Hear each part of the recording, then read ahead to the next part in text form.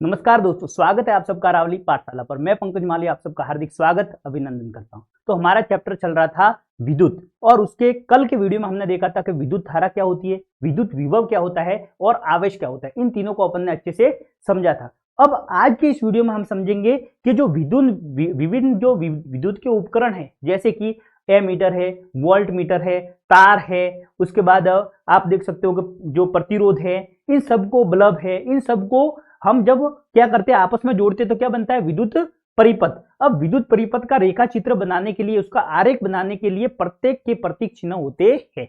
प्रत्येक का क्या होता है, प्रतीक चिन्ह। तो आज के इस वीडियो में हम हर एक प्रतीक चिन्ह को समझेंगे, उसका क्या अर्थ होता है वो अच्छे से समझेंगे। उसके साथ साथ ही हम समझेंगे कि ओम्स का लॉ है, जो ओम का नियम है, जो विभव और विद्युत धारा के बीच में जो संबंध दर्शाता है, उसको भी अपन अच्छे से समझेंगे। तो वीडियो के अंत तक बने रहिए और रावल पाठशाला को सब्सक्राइब कीजिए, वीडियो को शेयर कीजिए और लाइक कीजिए। तो अपन शुरू करते हैं।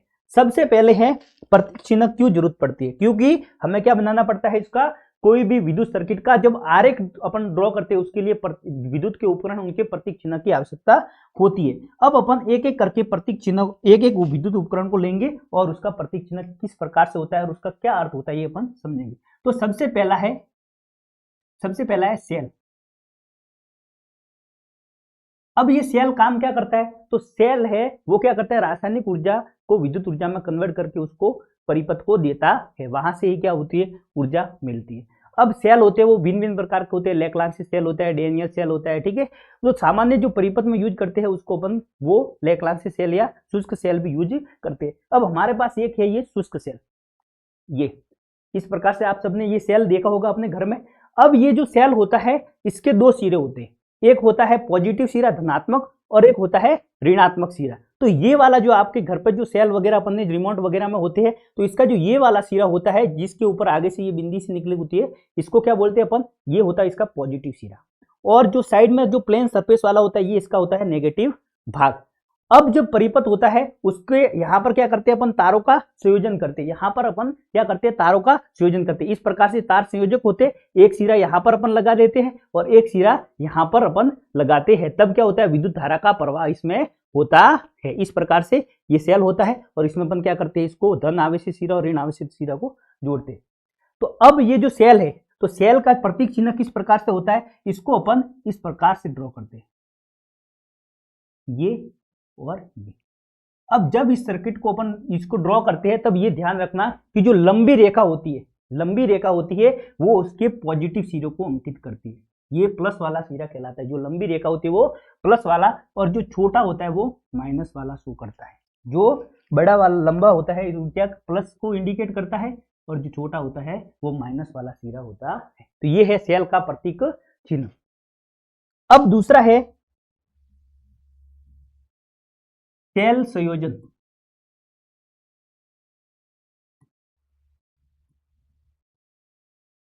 सेल संयोजन, अब जब अधिक मात्रा में ऊर्जा की आवश्यकता होती है, तब क्या करते हैं, सेलों को आपस में जोड़ते हैं, अब सेलों को किस प्रकार से जोड़ते हैं, तो ये देखिए, ये मेरे पास एक दूसरा और सेल है।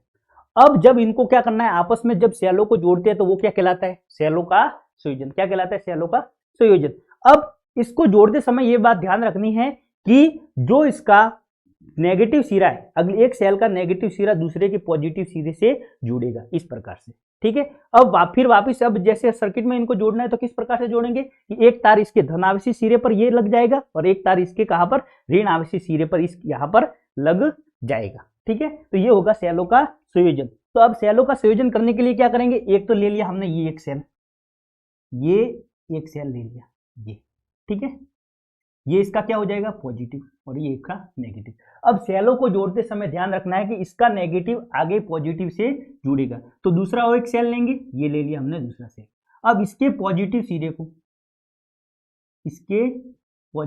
ऐसे नेगेटिव सिरे से जोड़ेंगे, ऐसे आगे। अब इसके आगे एक और सेल मान लो जोड़ना है, तो आगे इसके और यहाँ पर पॉजिटिव वाला, और ये ऐसे नेगेटिव, ऐसे आगे से आगे अपन इसको जोड़ते जाएंगे।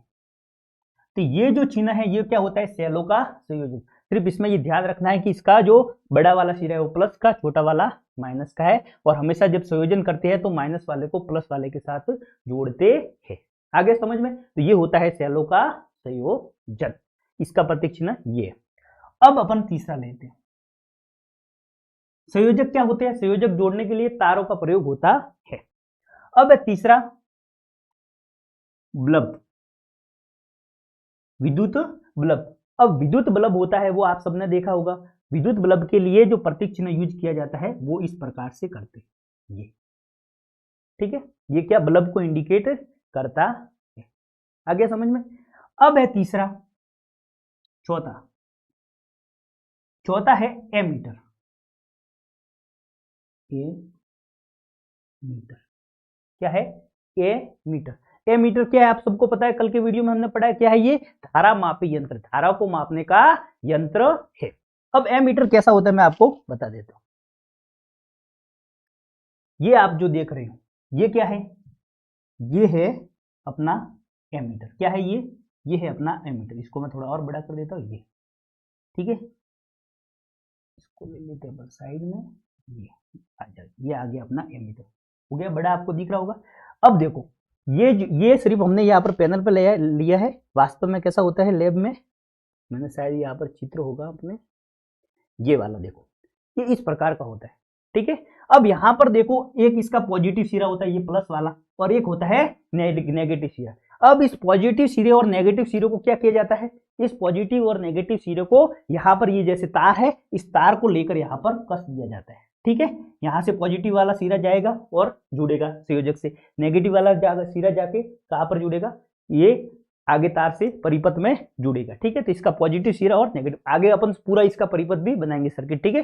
तो पॉजिटिव सिरा और नेगेटिव सिरा, जैसे दो तार आएंगे तो ये एक पॉजिटिव सिरा वाला यहाँ से और एक नेगेटिव वाला सिरा, फिर ये आगे दोनों परिपथ में ऐसे जुड़ जाएंगे। आगे समझ में। अब इसमें क्या होता है, एक होता है प्लस और एक होता है माइनस, और इसके अंदर ये होता है, ये संख्या दी जाती है, और ये बीच में जो कांटा होता है ये क्या करता है? ये शो करता है जब इसमें धारा के मान में परिवर्तन होता है तो आगे बढ़ता है। आ गया समझ में।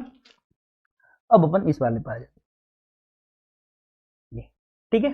ये तो जिस प्रकार से क्या होता है, जैसे जैसे धारा का मान बढ़ता है क्या होता है, ये इस प्रकार से ये अपना जो ये कड़ी, ये सुई है, ये आगे बढ़ती रहती है इस प्रकार, ठीक है। ये क्या होती है, ये जो सुई है ये आगे पीछे होती रहती है। ये क्या करता है? धारा के मान को शो करता है। अब जब प्रैक्टिकल करते हैं तो अल्पक मान निकालते हैं, तो वो किन दोनों के बीच में, जैसे 1 से लेकर 10 तक कितनी, ये 10 भाग है तो 1/10 करके अल्पक मान निकालते हैं, वो अपन आगे समझेंगे। तो ये क्या है? ये है पूरा एमीटर, ठीक है। अब इसमें देखो एक है पॉजिटिव सिरा, एक है नेगेटिव सिरा, ठीक है। तो अब इसका प्रतीक चिन्ह अपन कैसे बनाएंगे? इसका प्रतीक चिन्ह अपन ऐसे बनाएंगे, तो देखो अमीटर को अपन ए से प्रतीक करते हैं, ए से, तो ये खींची लाइन, ये बना दिया एक गोला, और ये आ गया ए। ये क्या शो कर रहा है? एमीटर।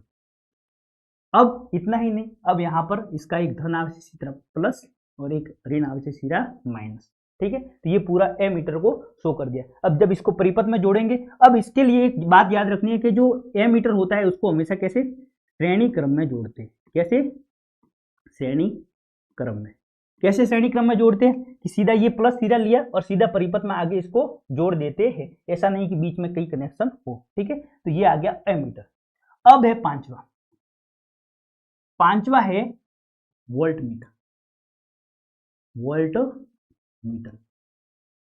अब ये क्या करता है? वोल्ट मीटर क्या करता है? वोल्ट मीटर का काम होता है विद्युत विभव को ज्ञात करना, वोल्टेज को ज्ञात करना। अब ये वोल्ट मीटर कैसा होता है अपन देखते हैं। लैब में होता है इस प्रकार से ये वोल्ट मीटर, इसमें भी एक पॉजिटिव होता है, एक होता है नेगेटिव, एक पॉजिटिव होता है, एक होता है नेगेटिव। और यहां पर इसमें भी क्या होती है? रीडिंग लेने के लिए अंक होते हैं और ये बीच में काटा होता है, और ये इस प्रकार से फ्लक्चुएट होता है। ये तो कर देते अपन छोटा, इसको ला लेते हैं, ये देखिए, ठीक है।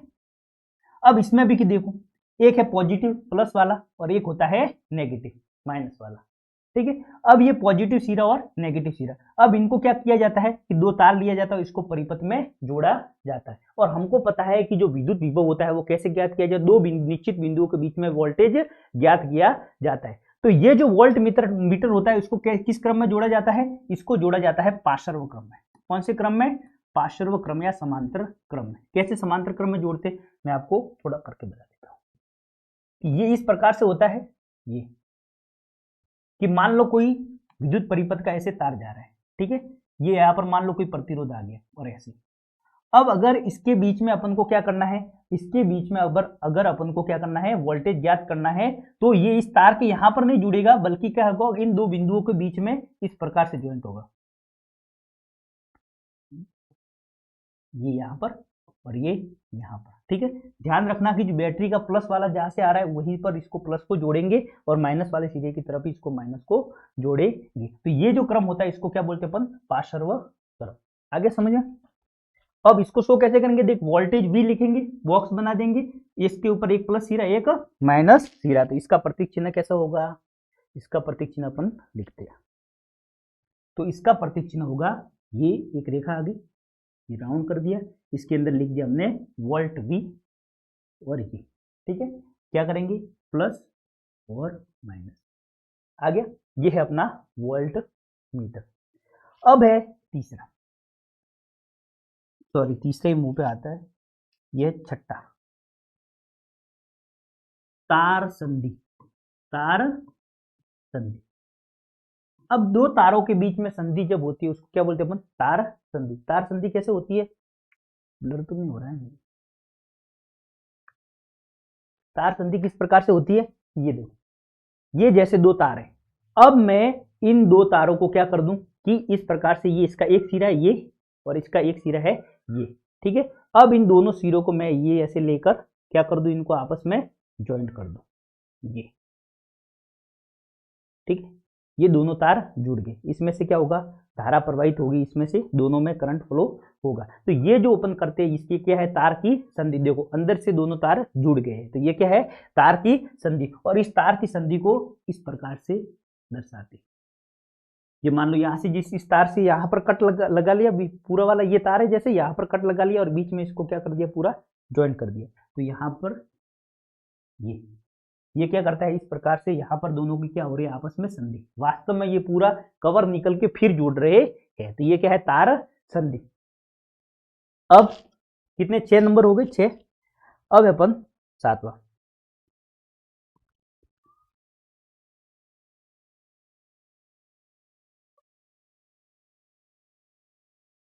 सातवां है बिना संधि का तार। बिना संधि तार या क्रॉसिंग। अब देखो, अब क्या होता है कि जैसे कोई परिपथ है पूरा, अब पूरा परिपथ ऐसे फ्लोर पर होता है पूरा। अब जैसे मान लो ये तार जा रहा है, ये सीधा तार जा रहा है, अब दूसरा तार ये इसके पास से ऐसे गुजर रहा है, ठीक है। अब ऐसा नहीं कि इन दोनों के बीच में ज्वाइंट हो रहा है, इन दोनों के बीच में ज्वाइंट नहीं हो रहा है, बल्कि क्या, और कवर सही है, इसके ऊपर कवर लगा हुआ, सिर्फ इसके पीछे से होकर गुजर रहा है। अब अपन जैसे पूरा सर्किट ड्रॉ कर रहे हैं, और सर्किट ड्रॉ कर रहे हैं, ये इस प्रकार से कर रहे हैं, ये इस प्रकार से कर रहे हैं, और एक अपन को तार और जोड़ना है, लेकिन ये तार इससे जुड़ा हुआ नहीं। अब मैं यहाँ पर ऐसे खींच दूं, इसका मतलब तो क्या वो ये दोनों देखो यहाँ पर क्रॉस हो गया, मतलब ये दोनों जुड़ रहे हैं, तो ये तो गलत हो जाएगा अपना। तो अब इसको शो करने के लिए क्या करेंगे कि ये यहाँ पर तार जा तो रहा है, लेकिन इसके पीछे से होकर जा रहा है, इसलिए इसको ऐसे प्रदर्शित करते हैं, ठीक है। तो ये जैसे ये तार है, अब ये इसके पास से कवर सहित ये इसके पीछे से होकर जा रहा है, दोनों ज्वाइंट नहीं हो रहे, इस प्रकार से पीछे से होकर जा रहा है ये, ठीक है। तो इसको अपन कैसे लिखेंगे, इसको अपन शो करेंगे, ये एक सीधा तार जा रहा है, ये दूसरा तार आ गया ये, लेकिन इससे जुड़ा नहीं है, और ये क्या है, क्रॉसिंग, बिना संधि का तार, बिना संधि का तार। अब है अपन आठवां है प्रतिरोध। प्रतिरोध, अब प्रतिरोध क्या होता है, देखो प्रतिरोध जो रोकता है, किसको रोकता है, धारा के प्रवाह को रोकता है। जो आवेश के प्रवाह को रोक देता है, इलेक्ट्रॉन के प्रवाह को जो रोक देता है, वो क्या कहलाता है, प्रतिरोध कहलाता है। जैसे कि, तो अब प्रतिरोध को कैसे शो करते हैं कि ये ठीक है, इस प्रकार से शो करते हैं किसी भी प्रतिरोध को। तो प्रतिरोध कुछ भी हो सकता है, कोई तार हो सकता है, बीच में धातु का कोई पट्टी हो सकती है, तो ये सारे क्या प्रतिरोध की तरह काम करते हैं, धारा का जो फ्लो होता है उसको थोड़ा सा धीमा कर देते हैं। आगे समझते, ये क्या है, प्रतिरोध। हर तार में कुछ ना कुछ प्रतिरोध होता है, क्योंकि उसके अंदर के अणु क्या होते हैं, आपस में धारा के प्रवाह को रोकते, इलेक्ट्रॉन की गति को रोकते। तो ये क्या है, प्रतिरोध। प्रतिरोध को कैसे शो करते हैं, जैसे सीधी धारा जा रही थी, लेकिन बीच में खड्डे आ गए, ये सीधी खड्डे से धारा रुक गई। आ गया प्रतिरोध। अब है 90 नंबर का, 9वां नंबर। 9वां नंबर है परिवर्ती प्रतिरोध। परिवर्ती प्रतिरोध क्या होता है? परिवर्ती प्रतिरोध क्या होता है?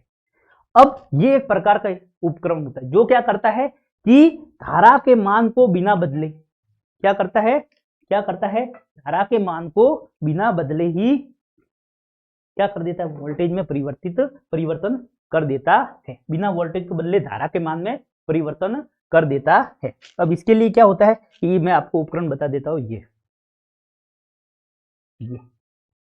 इस चित्रों को आप अच्छे से समझो, ठीक है।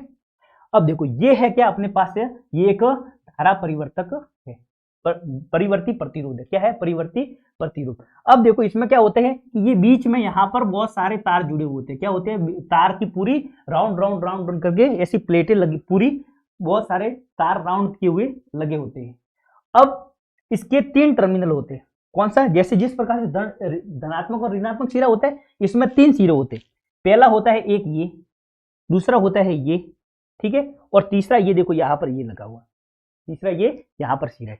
अब क्या होता है, इसके ऊपर ये एक स्लाइडर होता है। देखो ये है, ये यहाँ पर इसका रेखा चित्र देखो, ये स्लाइडर होता है। अब ये स्लाइडर क्या करता है, ये आगे पीछे होता रहता है, मूव होता रहता है। इसको मैं खिसका के ऐसे आगे पीछे कर सकता हूँ। और इसका कॉन्टेक्ट किससे होता है? इस तार से कॉन्टेक्ट होता है। इसका कॉन्टेक्ट किससे होता है? इस तार के कॉन्टेक्ट से होता है। अब और ये जो तार होती है किसकी होती है? नाइक्रोम की, जो क्या होता है एक प्रतिरोध का काम करती है। अब देखो जब क्या होगा कि मैं अपना जो परिपथ है उसके एक पॉजिटिव टर्मिनल को यहां से जोड़ दूं और नेगेटिव टर्मिनल को यहां से जोड़ दूं, ये इससे जोड़ दिया, तो अब क्या होगा कि ये जो धारा गुजर रही है, अब ये पूरे इस सारे तारों में से होकर गुजरेगी। देखो यहां से स्टार्टिंग हो रही है और यहां से एंडिंग हो रही है, पूरे सिरे में से होकर गुजर रही है। तब तो क्या होगा, पूरा इतना इसमें इस तार का पूरे का जितना प्रतिरोध होगा उसमें पूरे में काम करेगा। ये तो है सिंपल। अब इसका ये जो 2 पॉइंट है, अगर मैं क्या करूं, इन 2 पॉइंटों को जोड़ता हूं तब की ये बात है, ठीक है। ये मैक्सिमम प्रतिरोध इसमें आता है। अब अगर मैं क्या करूं कि इसका एक सिरा तो यहां से लेकर ये वाला पॉजिटिव सेल के पॉजिटिव भाग से जोड़ दूं और ये वाला भाग है ये इसके नेगेटिव वाले से जोड़ दूं, अगर तो क्या होगा, अब जब इसके ऊपर ये स्लाइडर है, अब इस स्लाइडर को मैं मान लो यहां से लेकर यहां तक लेके आया, यहां से लेकर देखो ये स्लाइडर जैसे यहां तक आ गया, तब अब सिर्फ कितने तारों का करंट आएगा इसमें, ये प्रतिरोध, तारों का प्रतिरोध सिर्फ कितना आएगा, इतना। क्यों? क्योंकि यहां से देखो यहां से यहां तक जोड़ रहा था तो सारे तार है वो इसके अंदर प्रतिरोध का काम कर रहे थे, जितने भी वलय है वो सारे प्रतिरोध का काम कर रहे थे। लेकिन जैसे ही मैंने यहां से कनेक्शन कर दिया, यहां से और यहां से ये कनेक्शन कर दिया, तब क्या होगा कि जिस एरिया में ये कनेक्शन मैंने मान लो यहां से हटा दिया और इन दोनों का कनेक्शन कर दिया, ये वाले 2 भागों का, तब क्या होगा कि जिस भाग में ये सर्फेस जितने भाग में होगा वहां तक की क्या होगा, वहां तक का ही तारों का प्रतिरोध काउंट होगा। अब जैसे जैसे मैं इसको आगे खिसकाऊंगा क्या होगा, प्रतिरोध का मान घटेगा तथा बढ़ेगा। जैसे जैसे इसको मैं इस साइड खिसकाऊंगा क्या होगा, ज्यादा तार काउंट होंगे तो प्रतिरोध का मान बढ़ेगा। जैसे मैं इस साइड लाऊंगा कम तार काउंट होंगे तो प्रतिरोध का मान घटेगा। तो ये क्या होगा, परिवर्ती प्रतिरोध। परिवर्ती प्रतिरोध जो क्या कर रहा है, जो धारा के मान में परिवर्तन किए बिना क्या वोल्टेज में कम ज्यादा कर रहा है, ठीक है। तो यह है परिवर्ती प्रतिरोध। और इसको किस प्रकार से शो करते हैं, इसको शो करने के लिए अपन करते हैं कि इस प्रकार से, ये है प्रतिरोध का साइन और इसके ऊपर इस प्रकार से तीर कर देते हैं, ठीक है। ये इससे और इसे इस तीर से भी लिखते थे, यहां पर अपन कर देते हैं, ये आ गया प्रतिरोध का साइन और ये क्या हो रहा है, बदल रहा है। दूसरा इसका सिंबल इस प्रकार से दिए और आगे समझ में परिवर्ती प्रतिरोध क्या होता है, ठीक है। इसको रोस्टर भी कहते हैं। एक और चित्र है इसका, देखो भले टाइम लगे लेकिन आप अच्छे से इसको समझो, ठीक है। इसको देखो विद्युत परिपथ में इस प्रकार से ऐड करते हैं। ये बल्ब लगा हुआ है, इसका देखो एक पॉजिटिव टर्मिनल नेगेटिव टर्मिनल ये जोड़ दिया यहाँ पर, ये देखो यहाँ पर भी है। अब इसको मैं, वहां पर अपने स्लाइड नहीं हो रहा था, मैं आपको स्लाइड करके बताता हूँ, ठीक है। ये देखिए, ये दिख रहा है आपको, इसको मैं हटा देता हूँ थोड़ा सा। ठीक है, देखो इसका जो ये स्लाइडर होता है, इसका जो ये स्लाइडर होता है, इसको पकड़ के ऐसे अपन क्या करते हैं, आगे पीछे कर सकते हैं। अब जब मान लो इसका पॉजिटिव सिरा ये, एक पॉजिटिव सिरा ये, और इस भाग को अपन ने जोड़ दिया आपस में, ठीक है, तब क्या होता है कि पूरे सारे तार है वो सारे काउंट हो गए, यहाँ पर मैक्सिमम प्रतिरोध होता है। लेकिन जब क्या करें इसको, जब इसके इन दोनों दोनों सिरे को अपन काउंट करते हैं, इसका कांटेक्ट किससे हो जाएगा, इस सर्पी वलय से हो जाएगा। तब क्या होगा कि जब मैं इस स्लाइडर को, जब इस स्लाइडर को मैंने आगे खींचा भाई, हाँ ठीक है, तब ये देखो इतने तार के वलय काउंट होंगे। फिर जब इसको मैं और आगे लूंगा तो इतने तार के वलय काउंट होंगे, और इसको आगे लूंगा तो इतने तार के वलय काउंट होंगे। तो ये क्या है, परिवर्ती प्रतिरोध। आ गया समझ में?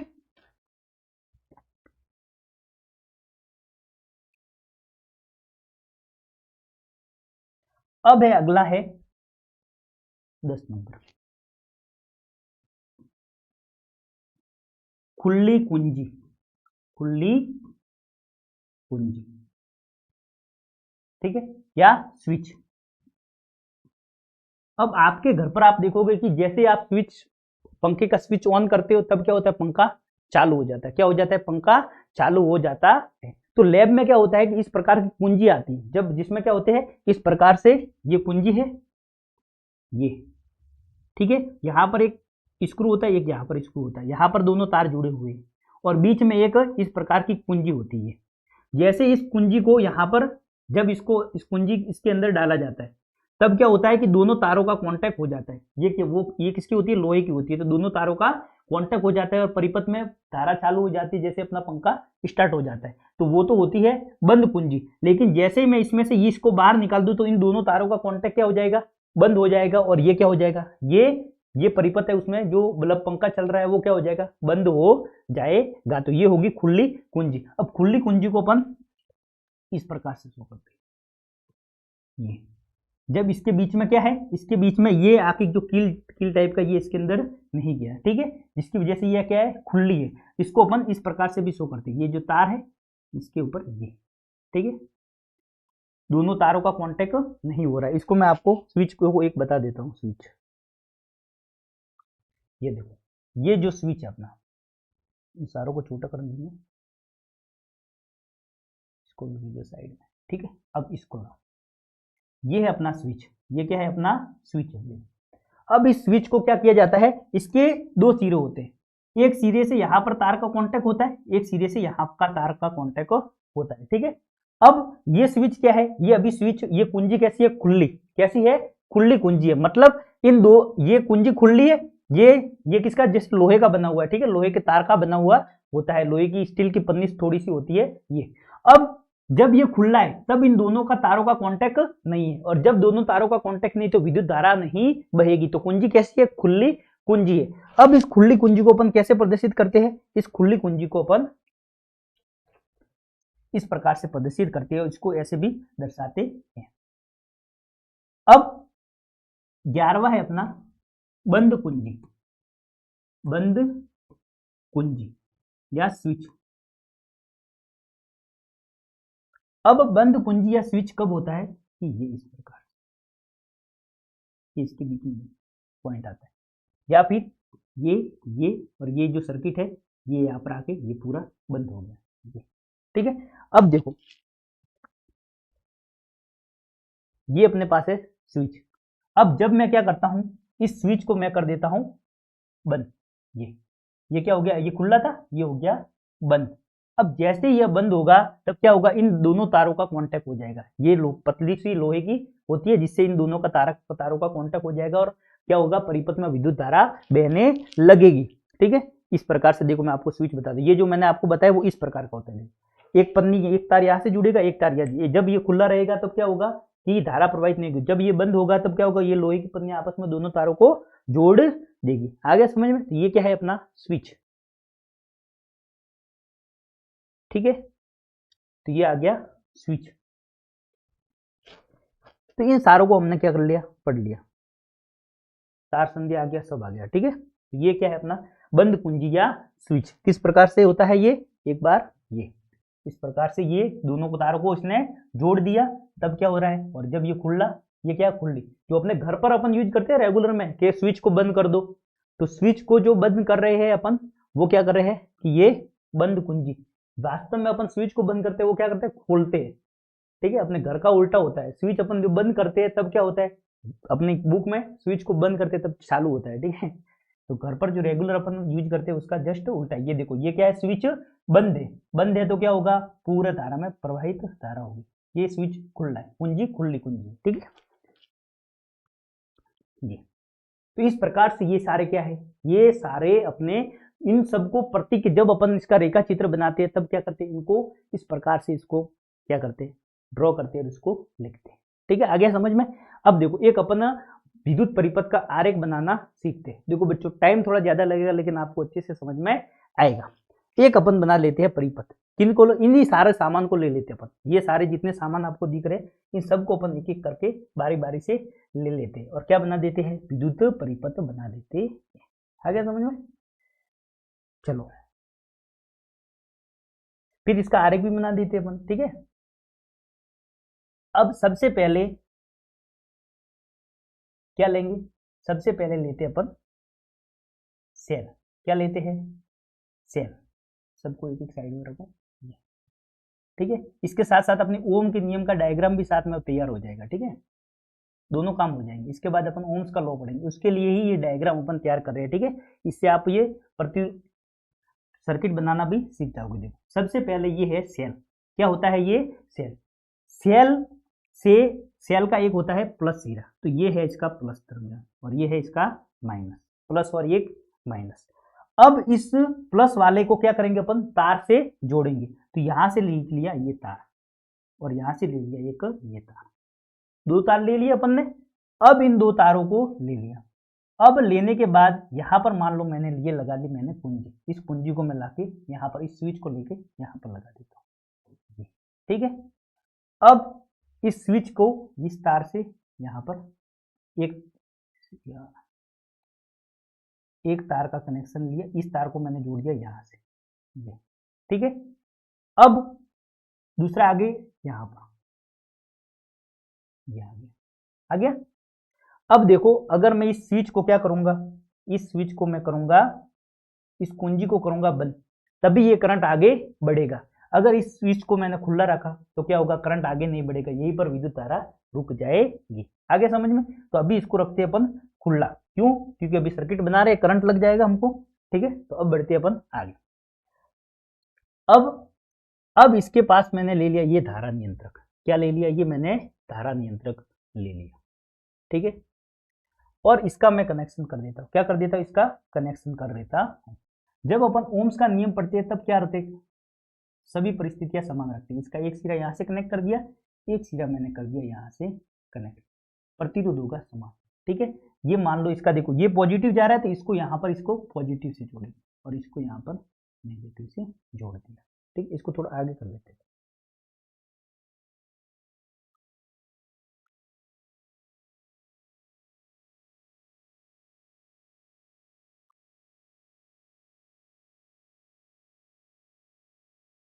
ठीक, ये अब मैं क्या करना है, मुझे धारा को भी मापना है। क्या करना है मुझको, धारा को मापना है।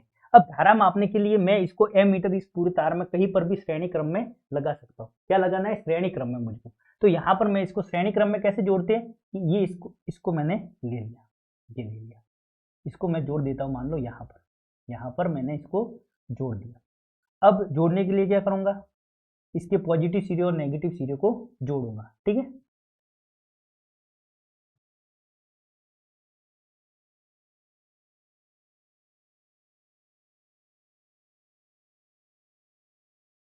अब देखो ये पॉजिटिव सिरा यहाँ पर आ रहा है तो मैं क्या करूंगा, ये पाइप इसका पॉजिटिव सिरा ये, तो इससे जोड़ूंगा। ठीक है, यहाँ पर, और ये इसका नेगेटिव सिरा है ये इससे यहाँ पर।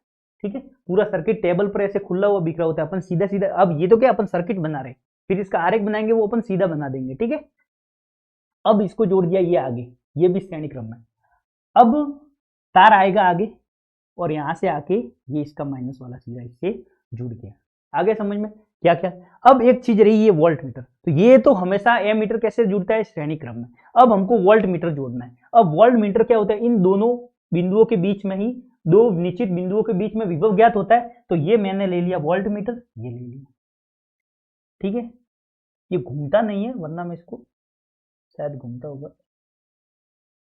नहीं घूम रहा है ये, कोई बात नहीं, अपन इसको जोड़ देते हैं अच्छे से, ठीक है। ध्यान रखना है पॉजिटिव सीधा यहां से, नेगेटिव सीधा यहां से जोड़ना। तो ये मैंने ले लिया इसका पॉजिटिव, ये जोड़ दिया मैंने यहाँ पर, ठीक है। यहाँ पर कट देके इसको जोड़ दिया, और इसका नेगेटिव वाला भाग है। अब देखो यहाँ से तार गुजर रहा है, तो इसको मैं ये, ठीक है, और ये इन दो बिंदुओं के बीच में मैंने इसको जोड़ दिया, और कौन से, पार्श्व क्रम में जोड़ा। कैसे, पार्श्व क्रम में जोड़ा। देखो ये इसके तार से ऊपर होकर जा रहा है, ठीक है, ये घूम नहीं रहा था, इसलिए मैंने यहाँ पर इसको ऐसे बनाया, ठीक है। तो ये पूरा सर्किट इस प्रकार से टेबल पर होता है। और जब क्या करेंगे, जब इस स्विच को करेंगे अपन ऑन, स्विच को क्या करेंगे, स्विच को करेंगे अपन ऑन, तब ये इस प्रकार से स्विच ऑन होता है। तो ये तो हो गया अपने, या क्या बनाइए, ये प्रैक्टिकल में इस प्रकार से तारों का संयोजन होता है। लेकिन हम क्या बनाएंगे, इसका आरेख। तो आरेख बनाने के लिए देखो सीधा हमने पहले क्या जोड़ा था, सेल, तो सेल ले लिया, ये लिया था अपन ने सेल, ये लिया सेल। यहाँ पर सेल को क्या, प्लस और माइनस के, प्लस सिरा ये बड़ा कर दिया, ये माइनस बना दिया, ठीक है। अब क्या था, आगे जाके स्विच था, तो इसको उतार गया आगे, और यहां पर मैंने क्या लगा दी थी, स्विच या कुंजी, ठीक है। ये फिर ये आ गई स्विच या कुंजी। अब इसको मैंने फिर आगे बढ़ाया था, फिर अपना क्या था, एमीटर था, क्या था, एमीटर था, तो ये आ गया अपना एमीटर। एक इसका प्लस सिरा और ये है माइनस सिरा। किस कैसे क्रम में जोड़ दिया हमने इसको, श्रेणी क्रम में। फिर यहाँ पर क्या था, धारा नियंत्रक, क्या था, धारा नियंत्रक, ये धारा नियंत्रक था। इसको अपन ऐसे प्रदर्शित करते, धारा नियंत्रक को ऐसे कर देते, ठीक है। ये फिर आगे बढ़ा ये, और ये यहाँ पर आके इसके माइनस वाले सिरे से जोड़ दिया। लेकिन अभी कौन बाकी है, वोल्ट मीटर, ये ले लिया अपन ने वोल्ट मीटर, पार्श्व क्रम में जोड़ा, ये इसका प्लस, ये इसका प्लस सिरा और ये इसका माइनस सिरा। तो इस प्रकार से ये पूरा परिपथ ये था। ये तो क्या है, प्रैक्टिकल वाला परिपथ, और ये इसका क्या है, रेखीय आरेख। तो ये क्या है, पूरा परिपथ का आरेख है। आशा करता हूं आपको बहुत ही अच्छे से समझ में आएगा, ठीक है। अब ये हमने पूरा पढ़ लिया। अब आते हैं अपने मेन चीज जिसको कहते हैं ओम्स लॉ। क्या है, ओम का नियम।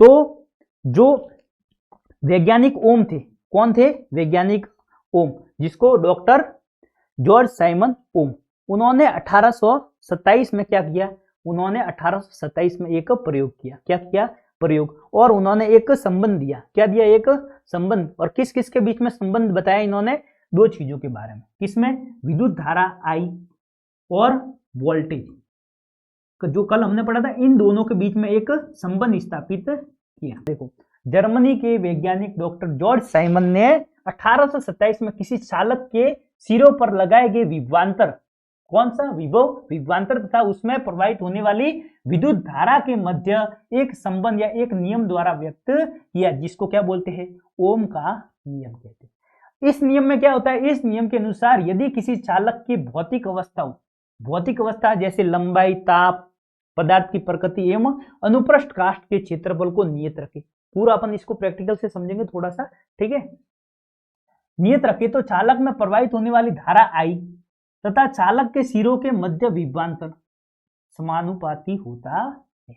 क्या होता है कि जब किसी भी, इस नियम के अनुसार किसी चालक की भौतिक अवस्थाएं जैसे कि ताप है, ठीक है, भौतिक अवस्था है, लंबाई, ताप, पदार्थ की प्रकृति व अनुप्रस्थ काट को अपन क्या करें, नियत रखें, तो चालक में प्रवाहित होने वाली धारा चालक के सिरों के मध्य विभवांतर के समानुपाती होता है। देखो, अब इन्होंने किस प्रकार से यह कि वी और आई कैसे समानुपाती होते, ये उन्होंने कैसे निकाला। तो ये जो हमने परिपथ बनाया, ऐसा ही ओम्स भाई साहब ने बनाया। और तब इन्होंने क्या किया कि सबसे पहले सिर्फ ये सेल ले लो। देखो यहाँ पर 3 सेल जुड़े, 1, 2 और 3 जुड़े हुए। लेकिन जब क्या होता है, पहला सेल एक ही सेल जुड़ा होता है, जब एक सेल सिर्फ जुड़ा होता है, जब सिर्फ एक सेल जुड़ा होता है, मान लो ये 2 सेल नहीं है, ठीक है, सिर्फ एक सेल जुड़ा होता है, तब इन्होंने देखा, क्या देखा कि एक सेल है तो धारा कम प्रवाहित होगी, तो धारा का मान जब कम होता है तब जैसे सबसे पहले इन्होंने स्टार्ट किया, तब सिर्फ यहां पर धारा में पॉइंट जैसे कितना बढ़ा कि मान लो यहां से लेकर ये अपना जो काटा है, ये काटा आया कितने पर, यहां पर अपन मोटा, वैसे तो अपन जब लैब में करते तो अल्पक मान वगैरह निकाल के करते, लेकिन यहाँ पर सिर्फ अपन समझने के लिए क्या करेंगे, एक बना देते हैं टेबल। अरे भाई साहब, एक बना देते हैं टेबल, और इन्होंने यहां पर एक में रखा v का मान और एक में रखा i का मान, ठीक है। तब इन्होंने क्या देखा कि जब इन्होंने पहली बार एक सेल को रखा, सिर्फ वोल्टेज कितना, एक बैटरी को रखा या वोल्टेज जब कम रखा, तब क्या हुआ कि जो धारा का मीटर है, मान लो यहां पर इन्होंने वोल्ट रखा कितना, जब इन्होंने एक सेल रखा तब क्या हुआ कि जो धारा बढ़ी वो मान लो कितनी बढ़ी, यहां पर सिर्फ एक से लेकर कितने 5 तक आई, कितने तक आई 5 पर आके, 5 पॉइंट पर आके रुकी, तो मान लो यहां पर आगे इसने कितने लिखे 5। तब इन्होंने देखा कि इसमें ये जो धारा का है ये कितने पर आ जाता है, तब ये आ जाता है, ये आ जाता है, मान लो ये 10 पॉइंट, 1 2 3 इसके बीच में 5 पॉइंट है, तो ये भी मान लो का कितने पर आ जाती है, ये सिर्फ आप इसके पॉइंट को समझो, ठीक है, पॉइंट गिनो, ये एक नंबर है, ये तो अल्पक मान निकाल के अपन करते, लेकिन सिर्फ ये पॉइंट गिनो, ये मान लो 5 पॉइंट बढ़ती है आगे, तो ये बढ़ती है जैसे, या इस वोल्ट मीटर में 10 का पाठ्यांक आया, कितना आया 10 का। उसी प्रकार इसने देखा कि जब क्या करते हैं कि और धारा का मान बढ़ गया, धारा को और बढ़ा, जब यहाँ पर एक सेल की जगह 2 सेल लगा दिए, कितने 2 सेल लगा दिए, तो धारा का मान बढ़ा, तो धारा का मान मान लो बढ़ गया कितना 10, कितना बढ़ गया 10 बढ़ गया, तो ये भी कितना बढ़ा, ये भी बढ़ा, मान लो 20 बढ़ता है। जब 3 सेल लगा देते हैं तब धारा का मान ये बढ़ के कितना हो जाता है, यहां पर बढ़ के मान लो यहां पर आ गया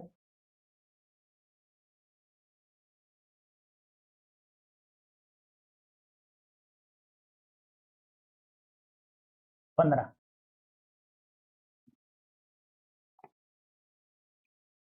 तब ये भी कितना बढ़ता है, ये बढ़ के हो जाता है 30, वोल्ट मीटर में भी पार्ट कितना आ जाता है 30 आ जाता है। ये सिर्फ समझने के लिए, ठीक है, इस प्रकार से वहां पर अल्पक मान में ये जब प्रैक्टिकल अपन करते हैं तब अपने आप ये क्या होते हैं एमीटर में और वोल्ट मीटर में पाठ्यांक चेंज होता रहता है। तो इसने ओम के नियम ने संबंध ज्ञात किया किसके बीच में, विभव तथा धारा आई के बीच में। जैसे जैसे हमने क्या किया, विभव को बढ़ाया, मतलब जैसे जैसे हमने क्या किया, सेल को बढ़ाया, वोल्टेज को बढ़ाया, एक सेल लगाया, फिर 2 सेल लगाए, फिर 3 सेल लगाए, तब क्या हुआ, जैसे जैसे वोल्टेज बढ़ा वैसे वैसे विद्युत धारा का मान भी बढ़ा। तो वोल्टेज जैसे कि बढ़ा है V, तो वोल्टेज जैसे जैसे हमने बढ़ाया, एक सेल लिया, फिर 2 सेल लिया, फिर 3 सेल लिए, तो जैसे जैसे वोल्टेज बढ़ाया वैसे वैसे क्या हुआ, धारा का मान भी बढ़ा, वैसे वैसे धारा का मान भी बढ़ा, तो V is directly proportional to I।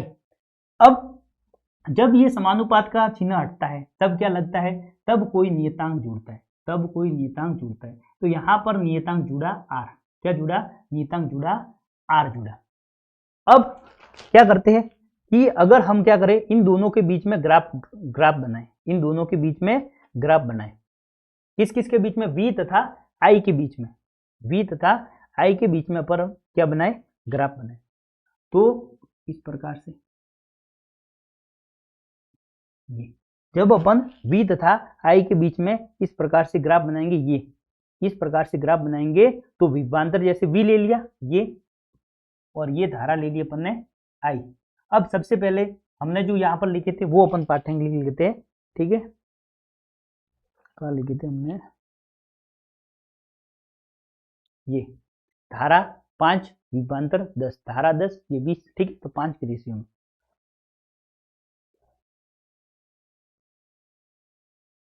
तो यहाँ पर अगर अपन लिखेंगे 5, 10, 15, 20, 25 और इसको यहाँ पर आ गया 30, ये आएगी, लिखेंगे 5, 10, 15, 20, ठीक है। जब अपन ने क्या किया था, ये रखा था 10 और ये था 5, तब दोनों का अपन चार्ट बनाएंगे, तब इसको डैश डैश करके ये तो यहाँ पर आएगा इसका एक पॉइंट, ये ठीक है। दूसरा दूसरा क्या था कि जब अपन इसको क्या कर देते हैं 10 कर देते हैं तब ये कितना आ जाता है, ये आ जाता है 20। तो ये तीन दोनों का पॉइंट ठीक है। जब इसको अपन क्या कर देते हैं 15 कर देते हैं, वोल्टेज को 30 कर देते हैं, तब धारा कितनी हो जाती है, धारा हो जाती है 15। तो इस प्रकार ये ठीक है। अब जब इन तीनों बिंदुओं को अपन मिलाते हैं, जब इन तीनों बिंदुओं को अपन आपस में मिलाते हैं, ठीक है, तीनों बिंदुओं को जब आपस में मिलाते हैं तो क्या आती है, एक सीधी रेखा आती है। क्या आती है, एक सीधी रेखा आती है। और यह सीधी रेखा ही क्या प्रदर्शित करती है, आर को। किसको, आर को। जो इसका नियतांक है, ये सीधी रेखा इस आर को प्रदर्शित करती है। तो ये यहाँ पर v बराबर क्या होगा, आई। अब इस अगर r का मान ज्ञात करना है तो r क्या हो जाएगा, r बराबर हो जाएगा v upon I, v upon I.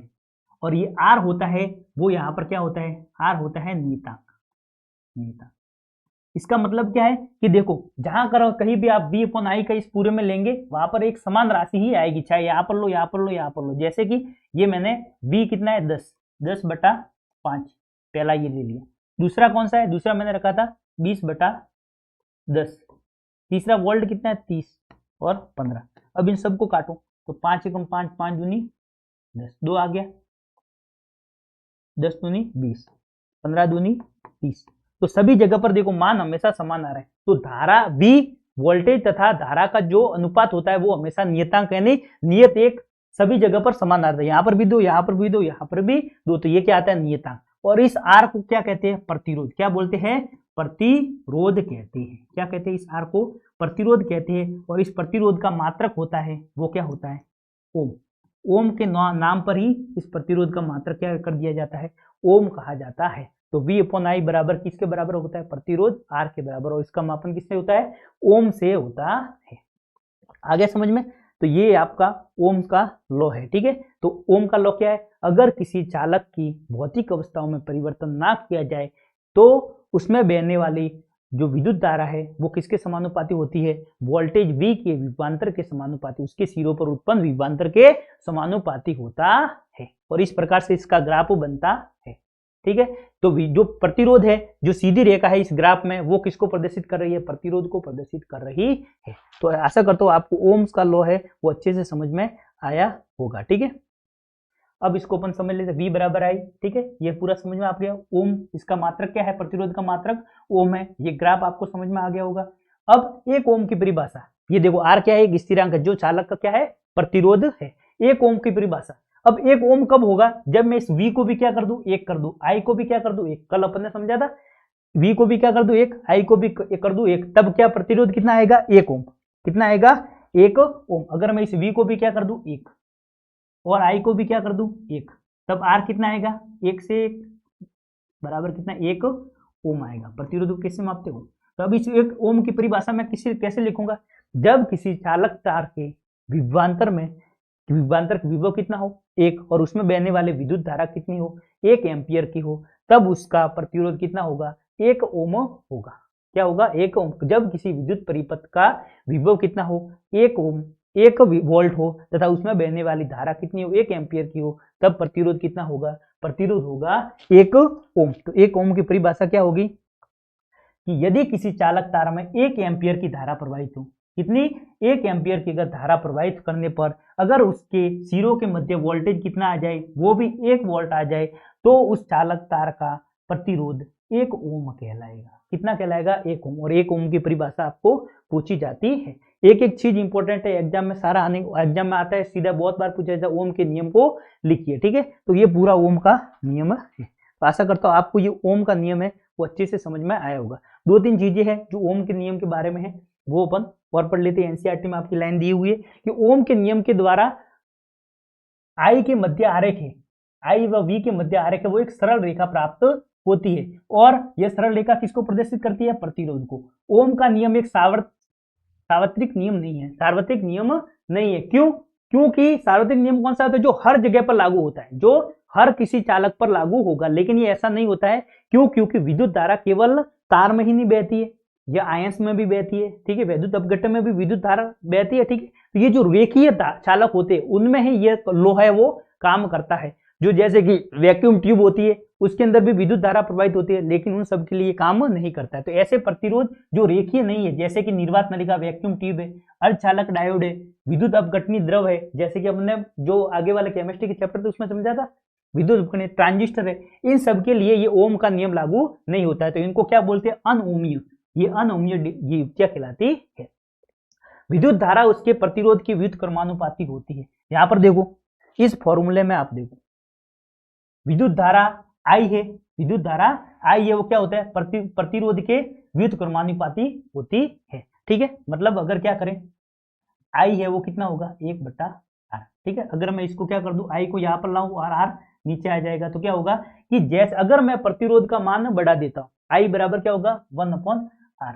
तो जैसे इससे सीधा क्या पता चलता है अपन को कि अगर मैं प्रतिरोध का मान बढ़ाऊंगा तो धारा का मान घटेगा, अगर मैं प्रतिरोध का मान कम करूंगा तो धारा का मान बढ़ेगा। ठीक है, जैसे जैसे प्रतिरोध कम करूंगा तो धारा का मान बढ़ेगा, अगर प्रतिरोध का मान बढ़ाऊंगा तो धारा का मान घटेगा। अगर फिर आपको ये अगर प्रश्न पूछे तो विद्युत धारा उसके प्रतिरोध की क्या होती? व्युत क्रमानुपाती होती है। यदि प्रतिरोध को क्या कर दूं? दुगना। प्रतिरोध को क्या कर दिया मैंने? दुगना। प्रतिरोध को मैंने क्या कर दिया? दुगना। तो प्रतिरोध को कर दिया मैंने 2r। तो देखो ये बटे में, तो क्या होगा? धारा क्या होगी? तो ये देखो I बराबर क्या हो जाएगा? r इधर ही रख दो, 2 आ जाएगा यहाँ पर गुणा, तो धारा कितनी हो जाएगी? धारा का मान क्या होगा? प्रतिरोध को मैंने क्या कर दिया? दुगना कर दिया, तो सॉरी, प्रतिरोध को मैंने क्या कर दिया? दुगना कर दिया। मतलब प्रतिरोध को क्या कर दूं मैं? बटे में है तो इसको मैं कर दूं दुगना कर दिया मैंने प्रतिरोध को, तो धारा का मान क्या होगा? कम होगा। धारा का मान कम होगा। कितना कम होगा कि धारा जी को 1/2 हो जाएगी। धारा कितनी हो जाएगी? 1/2। धारा कितनी हो जाएगी? 1/2 होगी, धारा आधी हो जाएगी। तो प्रतिरोध दुगना होगा तो विद्युत धारा कितनी रह जाएगी? आधी। अगर मैं प्रतिरोध को क्या कर दूं? 4 गुना कर दूं। क्या करूं? प्रतिरोध को 4 गुना कर दूं, तो यहां पर क्या था? अब प्रतिरोध को मैं कितना कर दूं? 2 की जगह में अगर क्या कर दूं? 4, 1/r। प्रतिरोध को मैंने कर दिया 4 गुना, तो धारा का मान कितना हो गया? पहले कितना था? I बराबर 1/r था, अब बटे में 4 और लग गया, मतलब 4 गुना कम हो जाएगी। क्या होगी? 1/4 हो जाएगी। कितनी? पहले जितनी जैसे 1 एम्पियर थी तो कितनी हो गई? 1/4 एम्पियर हो जाएगी, 0.25 हो जाएगी। ठीक है, तो इस प्रकार से क्या होगा? धारा और इसके बीच में संबंध है।